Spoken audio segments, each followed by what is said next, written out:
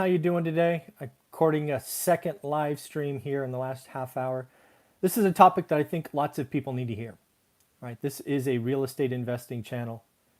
We talk a lot about kind of real estate metrics, trends, data across the national landscape. But I want to be very clear about something. If you've been following this channel for any length of time, you know that my only focus is learn your market. Every market is different. Every market is local. These are all old sayings. But I believe 2020 and likely 2021, learning your market and really ignoring national information is going to be uber, super duper, whatever you want to call it, important. And I think there's a lot of reasons for it, and I think a lot of you need to hear it. Because I see too many people when they reach out to me talking about national numbers, but have no clue about their local market. You do not buy rental properties, single family homes based on national numbers. You need to learn your market. And it's for these facts and likely a lot more. First and foremost, states and cities are opening up, shutting down, being impacted by this health scare at different rates. There are some areas in cities that are still in lockdown. These are big areas. These locations are being impacted by large fiscal gaps. Larger taxes are ahead of us, specifically talking New York and California. But realize that even if you're investing in another state, Tennessee, Texas, Michigan, Miami, Florida, whatever it is, you have to learn your market. How is your market doing? Because again, buying a home is about confidence. You don't go into a 30-year mortgage thinking next week's going to be bad. So you have to understand what's going on from the buyer's perspective. Is your location generally working towards making people feel better about the future or worse? This is what's going on. So you really have to look at that and understand what's going on in your state or your city. Another fact, your city or state will be impacted by horrific unemployment numbers at different rates. There are some cities and locations that will bounce back rather fast. For example, something I could think of, assuming oil holds above $30 and it doesn't go to 10, maybe the oil patch areas won't be as hard hit as we thought they were 30 days ago. Could Disneyland open in LA and Florida? What would that look like to the service sector? Couldn't we successfully open Vegas? Will consumers come back? You have to understand how your market is doing. Going forward, right? Is manufacturing coming, right? Does Tesla, for example, move to Austin or Tulsa? Does other supply chains come back? So you have to understand what's going on in your market. And will your location struggle to get unemployment below 10%, or is it going to be sticky? And I picked 10% just for the psychological double-digit number. Figure out what your unemployment rate was in January and figure out how quick we can get back to something even close to that. Here is another one, this forbearance thing that we have been talking about that is constantly evolving. It will impact your area and city quite a bit. Even as the forbearance rules change and it goes from being all due in one lump sum to being a second on their existing loan, that forbearance is going to have an issue. It's going to keep some people in their home because they won't be able to qualify for a new mortgage for a year. But there could be bigger problems if you take forbearance and tie that with unemployment, because eventually the forbearance runs out. Right? Is it 3 months? Is it 6? Is it 12? Forbearance is the thing that I thought 45 days ago would lead to opportunity for me to be aggressive. I believe they have successfully taken the wind out of most of that, so it won't be the smorgasbord or buffet that I thought it might be in early 2021. There will still be pain. I think that pain will be skewed towards cities and states that don't come back.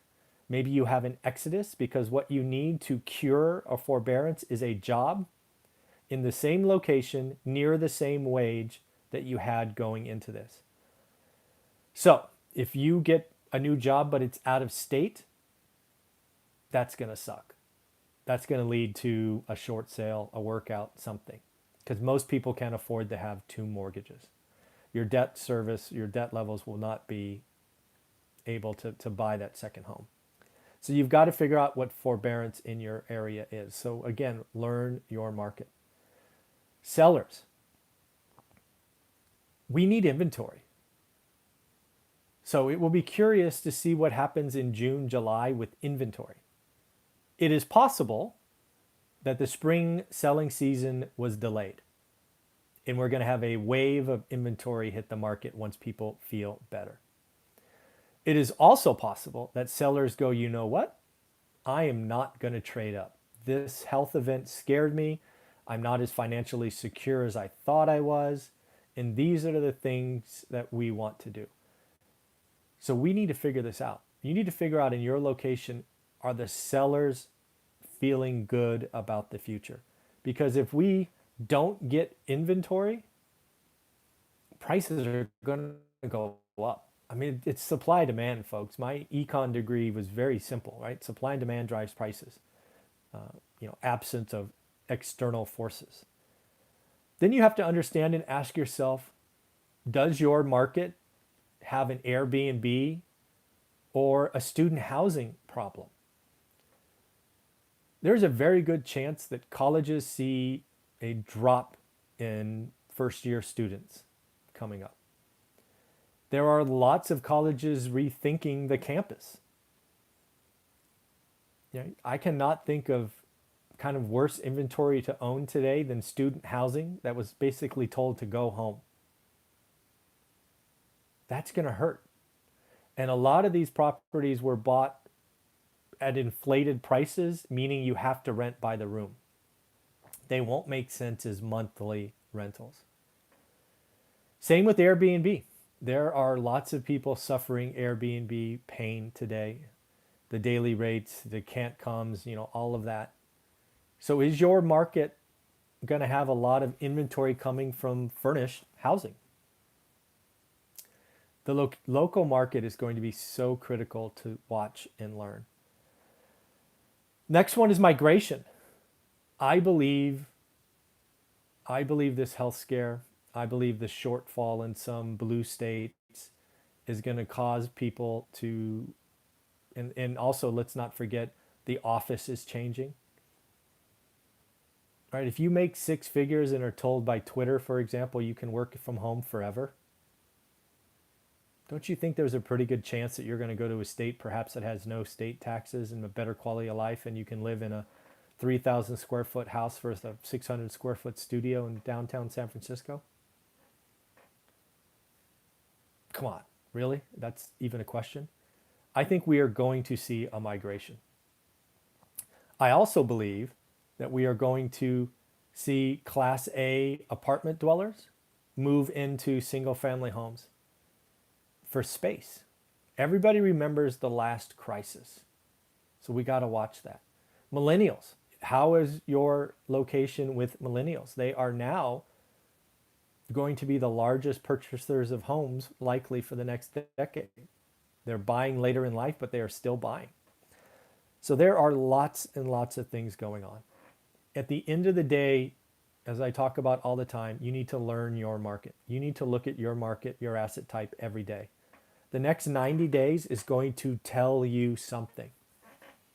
My suspicion is it's going to tell you something that is very different from these national numbers that we'll get from Zillow and Redfin and the National Association of Realtors. So be careful. Please watch your market.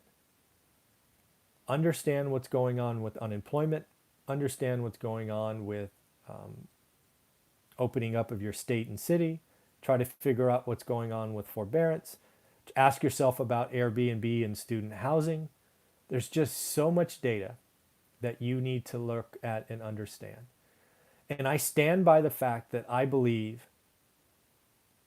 that the single family home will be the best investment for the next decade. But don't rush, don't catch a falling knife, figure it out. This is all about supply and demand in your market for your asset type. I strongly suggest buying below the median. It provides the greatest protection. And always, always, always buy conservative financing that cash flows. I hate it when people talk about wedge deals. They talk about buying for appreciation. That is a way for most of us to go broke unless you have a side hustle where you can get tens, if not thousands, hundreds of thousands of dollars a month with YouTube and advertising. If you have that, do whatever you want. But most of us can't afford to put $1 million down on 4 houses. That's not for most of us. So let's buy for cash flow. Let's be conservative. And best of all, let's learn your market and not rely on national numbers. All right, everybody, have a great day. I'm going to get ready for a couple of interviews. Take care.